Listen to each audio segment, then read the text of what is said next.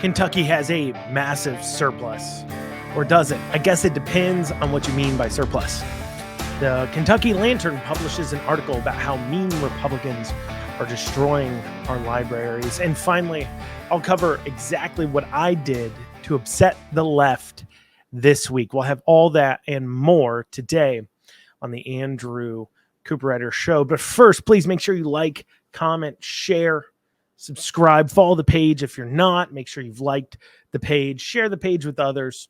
If you're on Twitter, retweet, comment. If you're on Facebook, comment, share. All those great things helps spread the word and spread what we're doing here. And then as always, you can listen to this on all major podcasting platforms like Stitcher, iHeart, Google, Apple, Spotify, all those great places. And you can listen on the go easily compared to if you're listening on Facebook, Twitter, or YouTube, where you have to leave your apps open.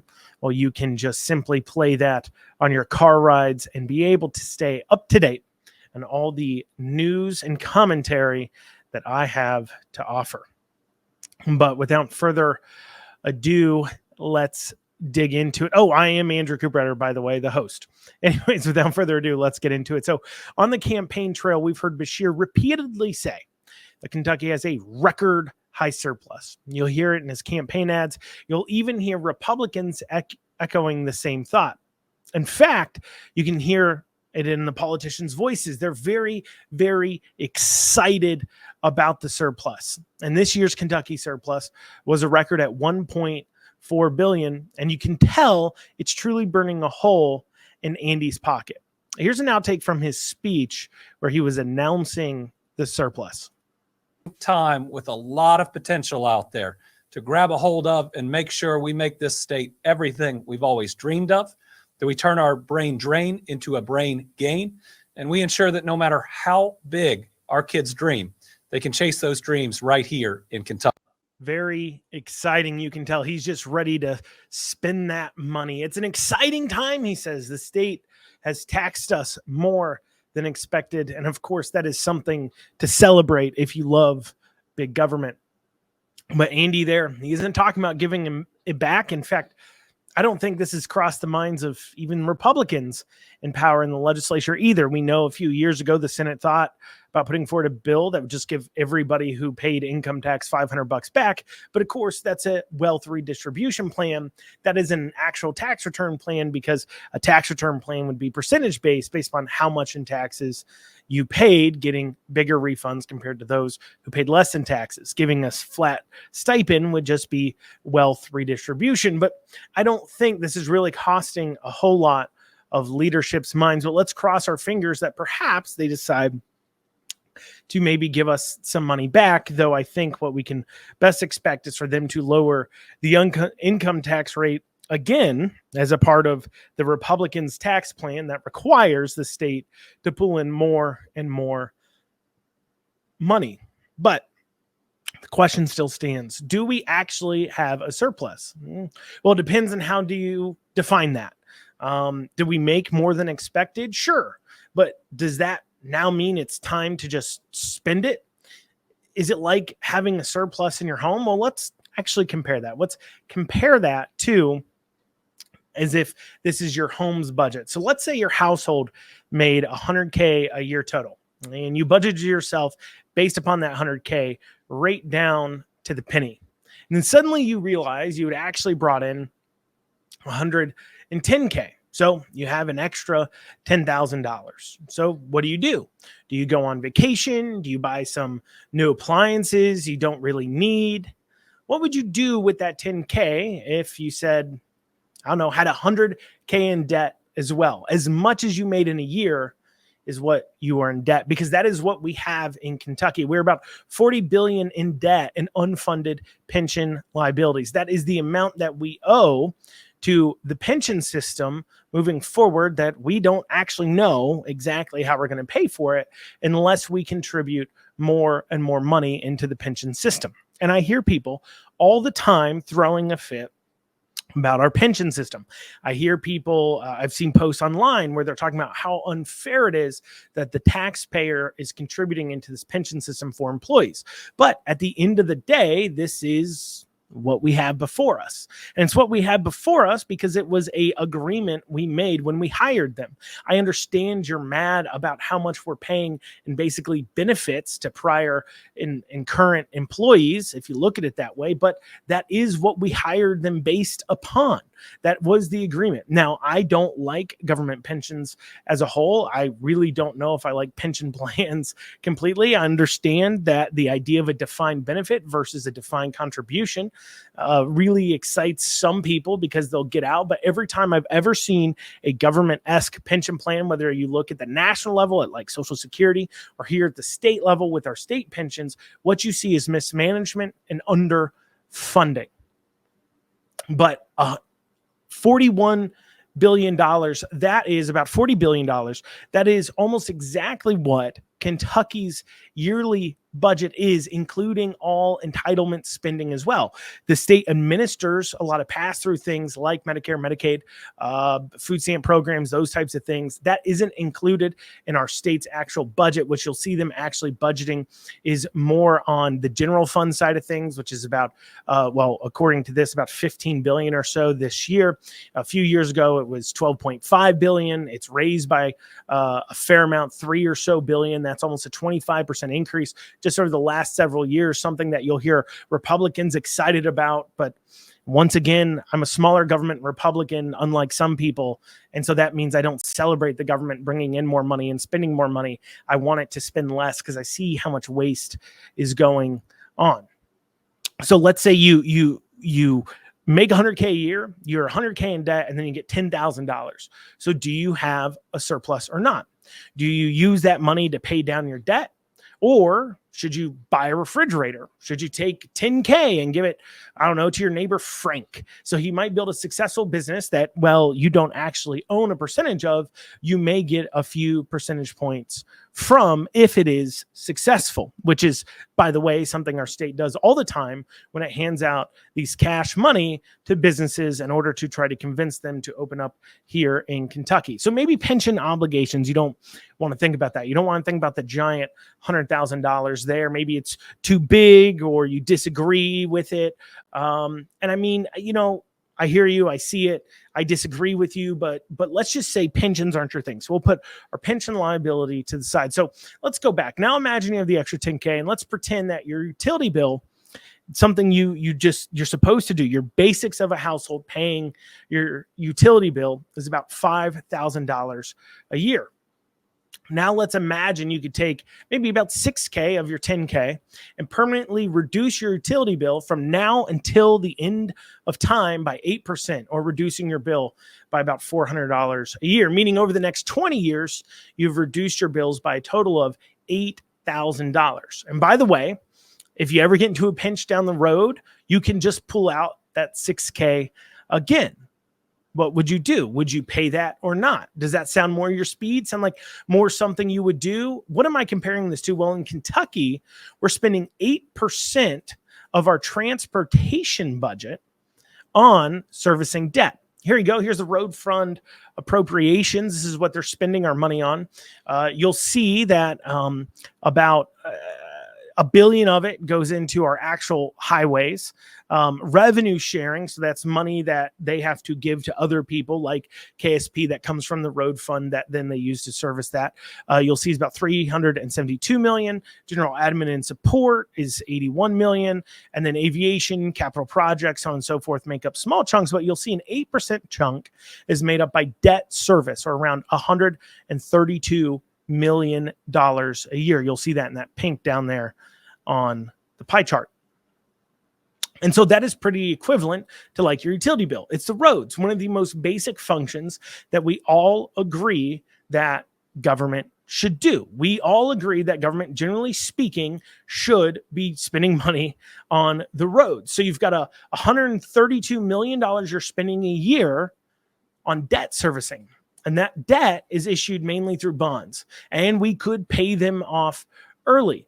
And then if we were to pay that off early, we'd have another $132 million of pure money to spend more on our roads. That would actually increase the amount of money being spent on our roads by about 14% without having to ever raise taxes on the citizens. Certainly, that'd be a great thing to do. We'll pay down debt, and then we're providing 14% more money to the roads. What a great idea. We'd never even have to raise taxes, nicer roads.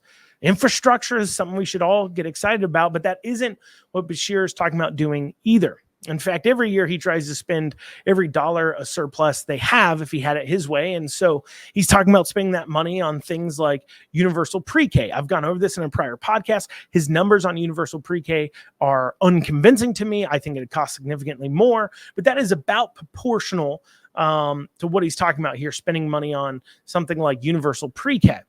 And what that would be like doing is it would be like, because you're throwing more kids into a broken educational system. So it'd be kind of like taking your 10K and using it on a down payment on a loan to go ahead and get your car, maybe some rims, a nice paint job, a new stereo system, throw up a garage to store your car in. Meanwhile, that car has 300,000 miles on it and a blown head gasket. Will it run?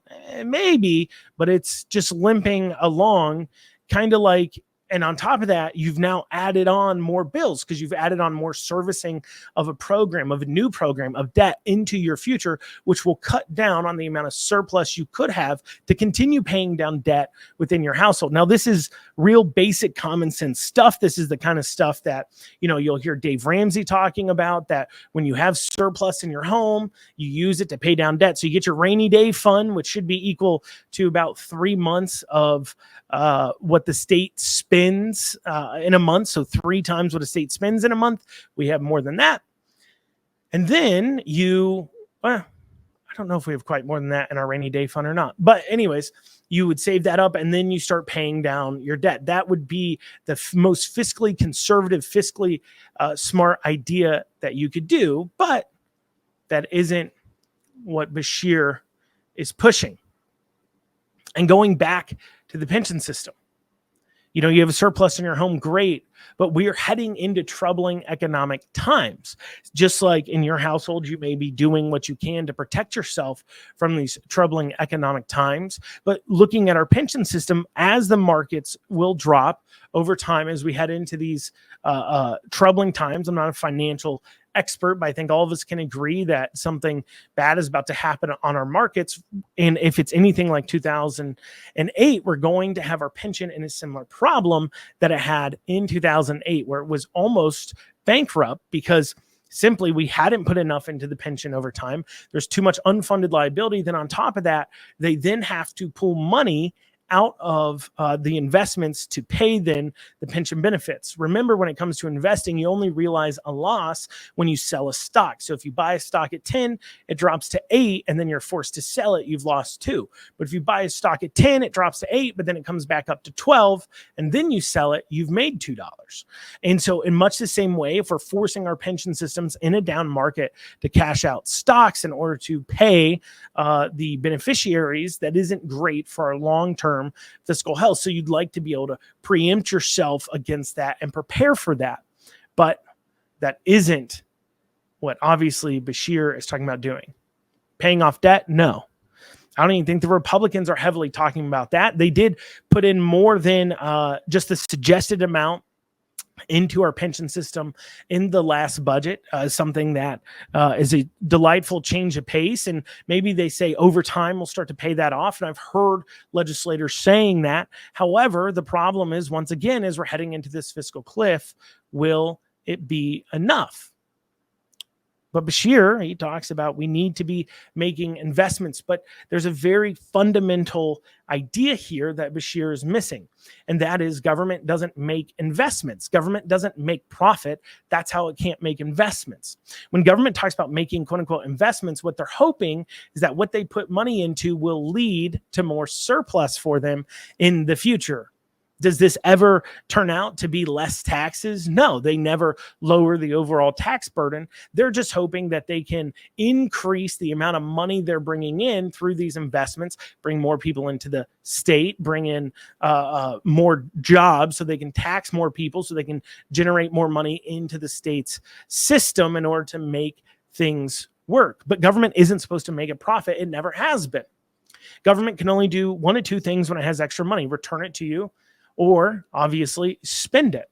And if they're not going to return it to you, they're always going to spend it. They don't necessarily save a lot, and they don't make profits. Government is supposed to break even. In the perfect world, the exact amount you tax is the exact amount government spends in providing you the exact amount of services that government should deliver. Now, of course, there's a big debate over what should government deliver in services. Is this necessary? Is that necessary? Generally, I think government spending money on things like DEI training certainly should be stopped. But then again, we spend millions upon millions of dollars on that every year. So government isn't actually like our household. Our government's goal shouldn't be to make a surplus like your households may be. Government's goal shouldn't be to make more and more money like your households should be. Government, a conservative government led by conservative people, which is what you'd hope the legislature of Republicans would be focusing on how to reduce our spending, reduce our tax burden on the citizens, while streamlining and providing the services that they need to, like roads, in the most efficient and servicing way as possible for the citizens. Well, coming up, the Kentucky Lantern published a commentary piece focused on the Lawrenceburg Library and then ties it in to how evil Republicans are destroying libraries all across Kentucky. We'll have all that coming up next on the Andrew Cooperrider Show. Lexington Overstock Warehouse is Central Kentucky's best source for stylish new home furnishings. Don't pay retail. With our low overhead operating structure and big name brands, we offer the absolute best values on new furniture for every room. Shop online anytime at LexingtonOverstockWarehouse.com or visit our weekends only showroom located at 156 West Tiverton Way. Right now, for listeners of this show, we're offering a special discount for our online customers. Use coupon code FREEDOM for an additional 10% off your online order today. Lexington Overstock Warehouse, low overhead equals really low prices. Listen up, my fellow business owners. You need to get your cybersecurity and IT support under control. Reach out to the folks at Amston today. Call 859-300-0087 or visit amston.com. It is no secret that cyber attacks have become a constant threat, and you need to make sure that your organization is protected. Amston has over 30 years of experience working with businesses and governments alike. Call 859-300-0087 or visit AmstonAMPSTUN.com today. The Kentucky Lantern is a slightly lesser known online news publication. I don't believe they do a paper like a paper newspaper. If they do, I haven't seen one. So if they do one, I'm sorry, but I believe they're just an online news publication, a little bit lesser known, not as well known clearly as things like the Courier Journal or Herald Leader. And I don't know if they actually have ever had a conservative working for them. Speaking of, I don't know if any major news publication in Kentucky actually has a conservative working for them. The closest we get to a somewhat neutral journalist, in my opinion, is probably Austin Horn, who works for the Herald Leader. He's a political reporter there. He definitely isn't a conservative, I don't believe, but in all my time speaking with him, he's never made it clearly obvious where he stands on things the way a good reporter probably should be. And more importantly, unlike some other reporters, I've never felt he's shown any kind of open scorn for my viewpoints. I have no idea what he feels internally, but at least I've never felt like he's purposely trying to misrepresent or attack a viewpoint due to simply his own political beliefs. So I'm not going to pretend he's necessarily on my side.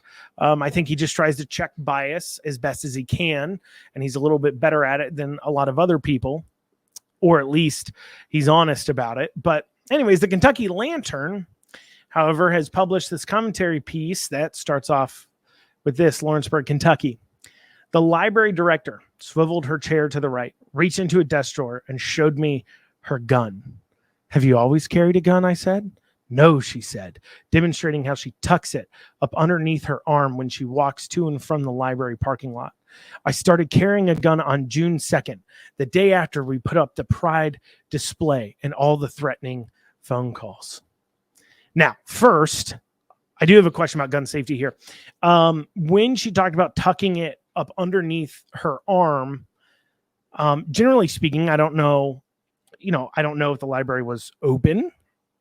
I don't know if this was a quiet time at the library, but generally speaking, general gun safety is you shouldn't be waving a gun around. And based on how she demonstrates how she tucks it underneath her arm, I'd imagine then she'd be tagging anybody behind her with that barrel while handling the gun.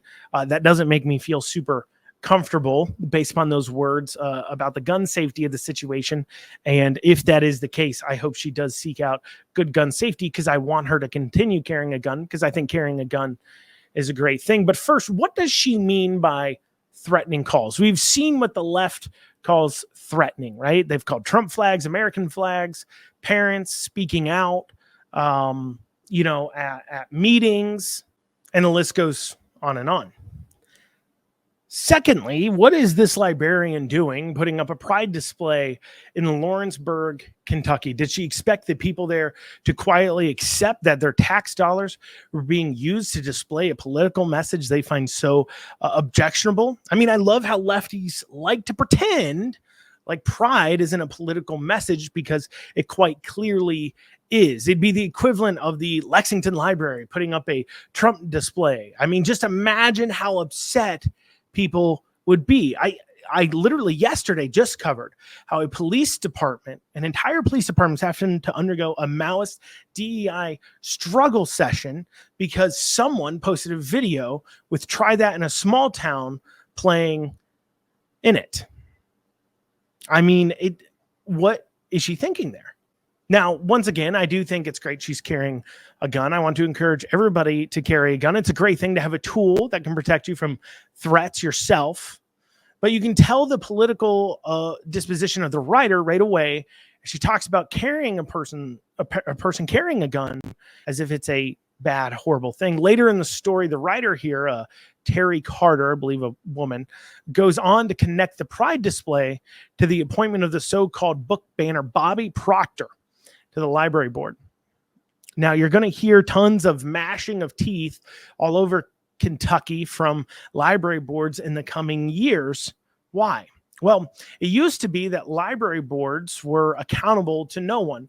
They were self-appointing, and more importantly, they could even levy taxes themselves and then decide how to spend those tax dollars with absolutely no influence whatsoever from the voters or the taxpayers, because they were self-appointing and nobody on the board was being appointed by people who were elected. Now, recently, the state legislature changed that law so that the library boards were appointed by the fiscal court, people who are elected by the county. And the problem of the self-appointing board was quite obvious. If you take a county like Jessamine County, Kentucky, you have a library that's sitting on literally tens of millions of dollars in their accounts.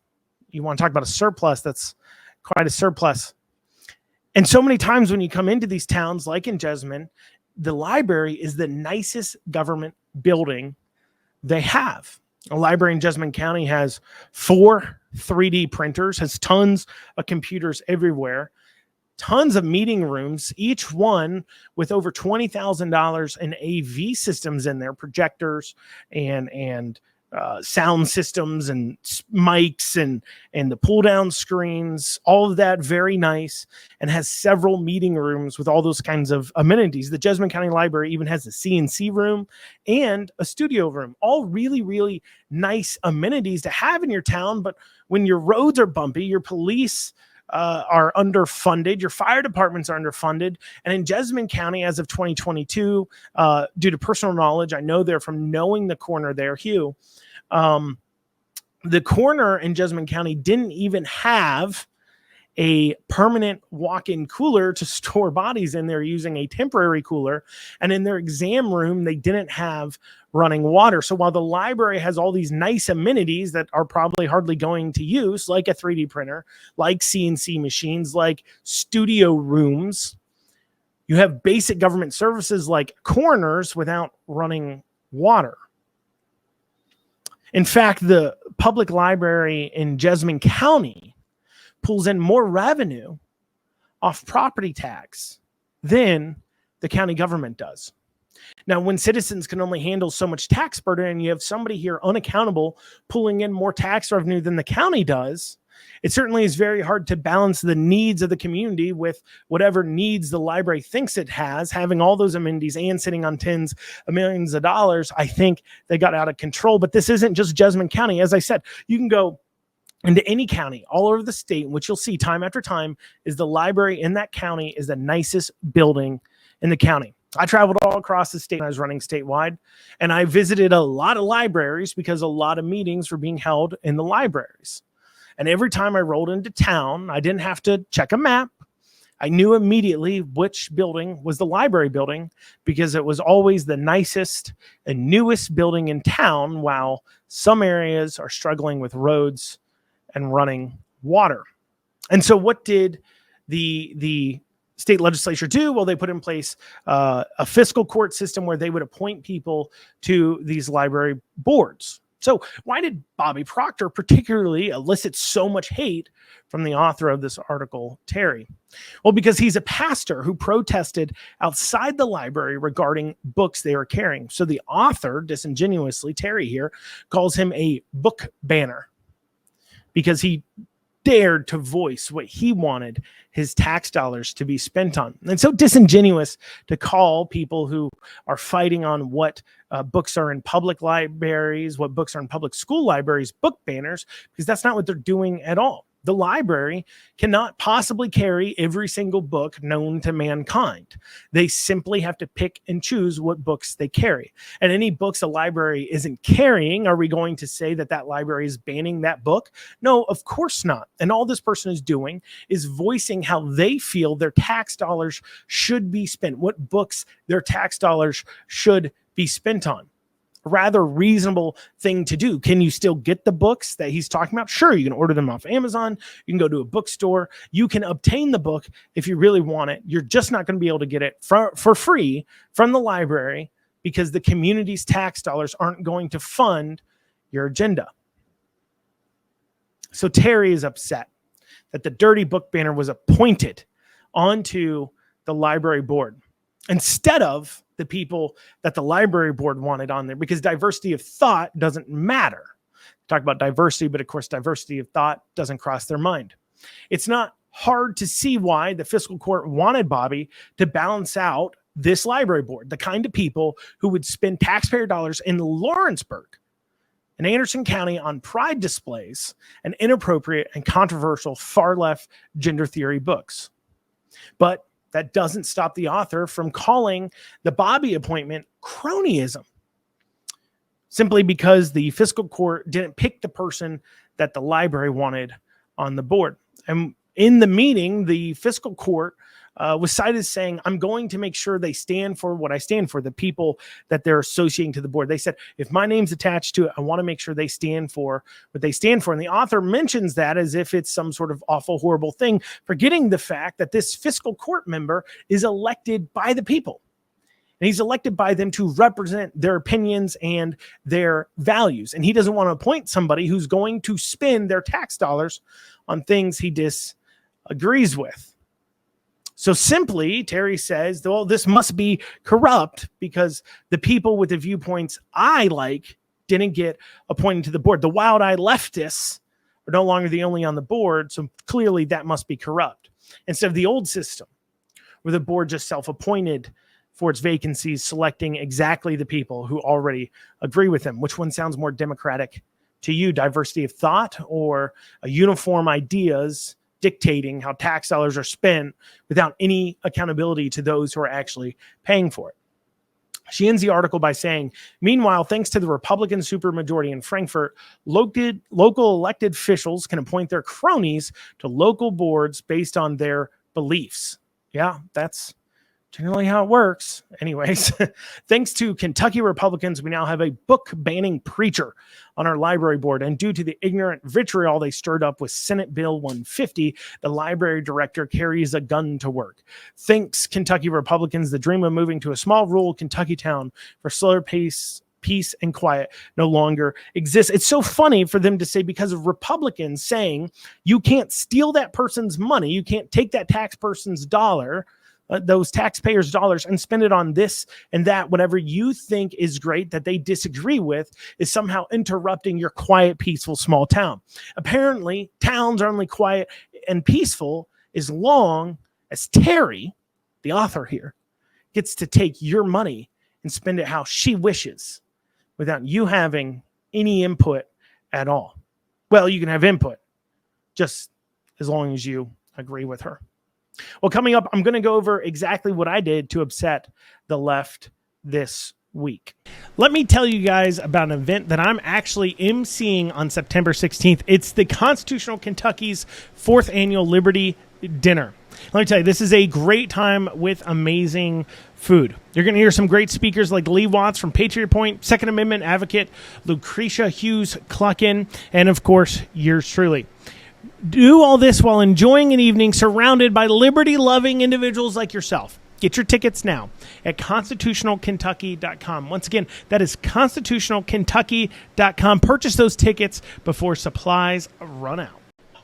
859 Print has local service and low prices. I personally have done tons of business with them, and I can tell you, whether it is getting things printed off, sending direct mail, making business cards, buying TV ad time, digital marketing, they can do it all. And as a special for listeners of this show, they're offering 10% off any and all print services using code RIDER2024. That is code RIDER 2024 for 10% off. Check out 859 Print. You'll be glad you did.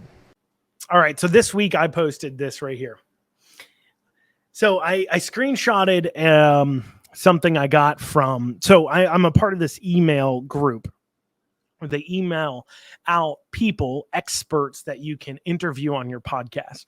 And they have a list of like 15 or so experts, and then you can invite them onto your podcast to interview them. And frankly, they're all mostly leftists and people I'm not interested in. Actually found my first conservative political person, a director with Americans for Prosperity. So I sent him a request. We'll see if he gets on. But this week, the featured expert that was sent to me was this Susan Anderson. And she says that she wants to talk about what companies must do to attract and keep Gen Z and millennial employees happy and revenues rising in a shifting job market.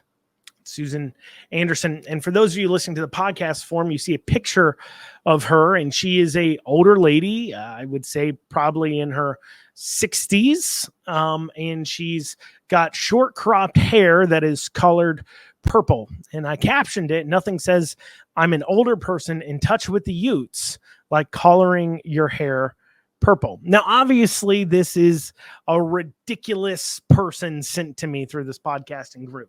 And what I mean is that, it seems exactly like a lefty thing to do to have somebody, and she's wearing a hoodie too. So you take some old person and she's older. She's just older. Throw them in a hoodie, give them pink hair, and now they can pretend they're an expert on the generations younger than us. Generally speaking, if I'm going to hire an expert on Gen Z or millennial people, I think I would want to hire somebody that's a Gen Z and millennial. But, whatever. but I guess her first suggestion would be to make sure you color your hair. Now, I've made posts in the past making fun of funny colored hair. I don't actually have an issue with people with funny colored hair. I know a lot of good conservative people who've colored their hair different colors, and it's a different expression and it's cool to them or whatever. And that's fine. I don't actually have an issue there. It just seems like such pandering here on her part to do that. Obviously pandering in order to sell a grift that she's somehow an expert on a working group. And of course, me posting that upsetted a few number of people on the left. They took it very personal. I don't know if they just have different colored hair and they took it personal, or if it was per se the other comments that were going in, because there's a lot of positive comments making fun of it. A lot of people understanding the Utes comment. Of course, that comes from one of my favorite movies, My Cousin Vinny. It's I guess you'd call it an older movie about a lawyer in the South. But anyways, you should check it out. See it if you've never seen it. My Cousin Vinny. That's what it's called. Anyways, and so a few people got that, and then some other people are commenting about how Gen Z and millennials don't like to work and yada, yada, yada. And I hear you on that comment. I don't know if I think I'm a millennial, technically. I believe I'm a millennial, and that's something to understand too. Millennials, I believe, can be as old as like 40 years old now, so you're not like talking about really young people.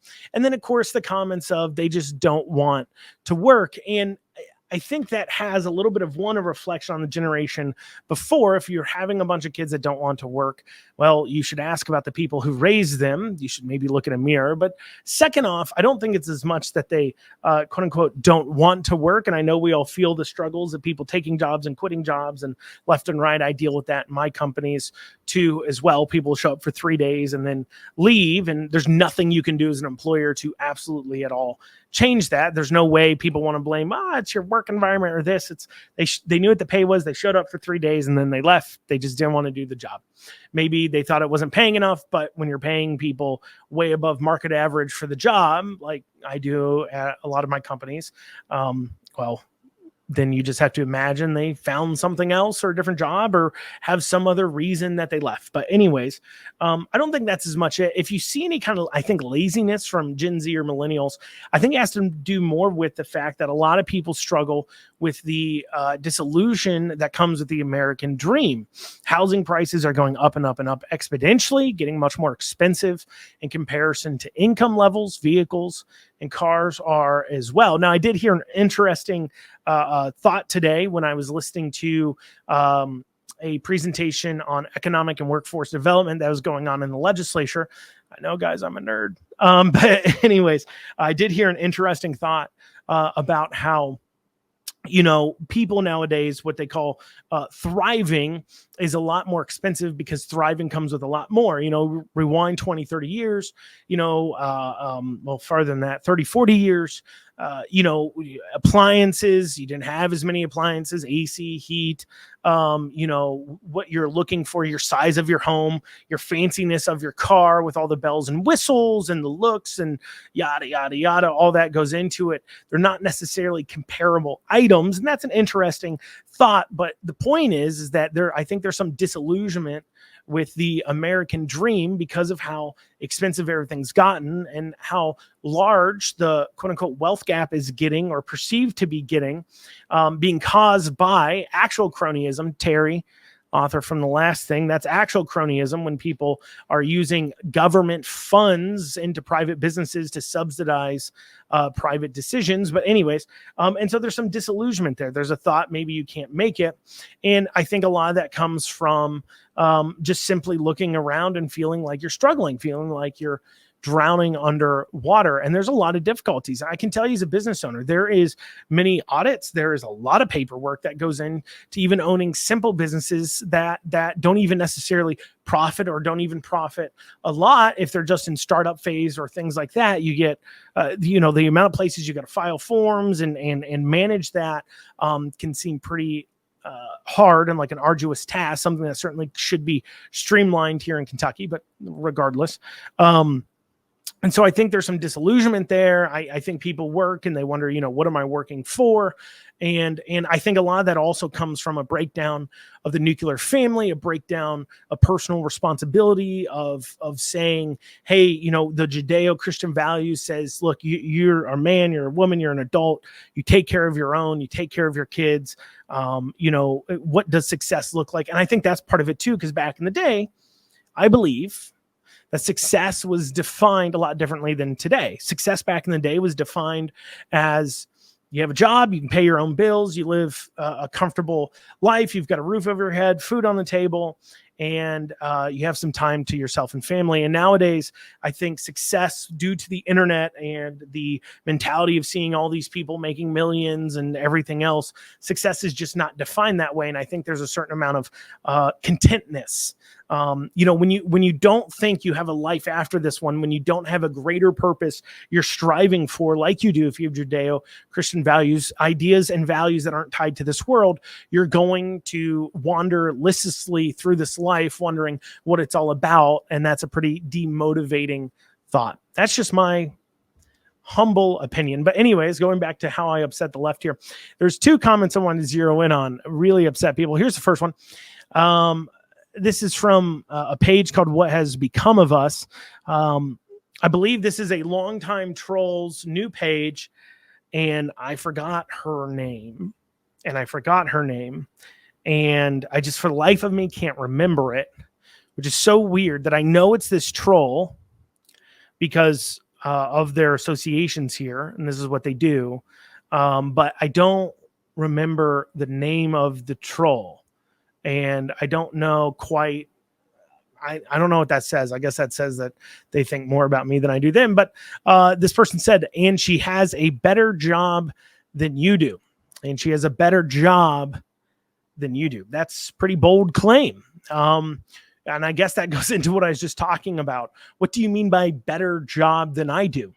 Even if she gets paid more than I do, and you have no idea what my financial situation is, I can tell you this much. There's a reason why I have the freedom to say what I want to say in front of a mic every day. And I'll tell you what, each episode takes me 4 to 5 hours a day to prepare, to edit, and to get together. This is an arduous task. So once again, a plug, please like, comment, share, subscribe, leave a review, because there's a reason why not a lot of people are doing a daily show. In fact, I'm the only person in Kentucky doing a daily show on politics. And that is because most people don't have the ability or the time to do this. On top of that, I don't have a boss. You can't cancel me. You can't report me to my superiors. So, I guess it defines what do you mean by better job. I think what I do is fine. I make an income. I make a living, right? I have time to myself. That's the things you should be looking for. So pretty extreme claim to make that she has a better job than I do. And then also on top of that, I believe I contribute more to society than somebody who gets paid to professionally talk about how you need to just spend more money as a business. And I struggle to see how that is a more productive job in society. In fact, she's a better job than you do. I would say that literally almost anybody has a better job than our millennial consultant person with pink hair has. And I say that because they actually are most likely contributing to society. Whether you're a cashier at Walmart, a blue collar worker at a factory, a plumber, a executive at a company that actually produces a service or product that people want, I would say you're probably have a better job, in my opinion, than the purple-haired lady consultant does, because you actually contribute something of vast greater value. Just because she has learned how to grift off of the consultant thought process that people have, and of throwing on a hoodie and coloring your hair purple, doesn't mean she has a better job. And then there's this other comment here that says, it's not a neck beard, that's for sure. Now, I've heard that before about how my facial hair here, they say is a neck beard, to which I say that's impossible. This beard here covers my second chin. And so therefore, by definition, this must be a chin beard, as it is on my chin, covering it, in fact. On top of that, too, I grew a mustache since, I was running for office. I had the time to grow a mustache. So I think that adds to it, right? Certainly lifts it up. But hey, that's okay. If the best thing you got to attack me on is my facial hair, my appearance, and not my ideas, well, I must be doing something just right. Well, y'all, that's what we have time for today on the Andrew Cooperrider Show. Thank y'all so much for joining us.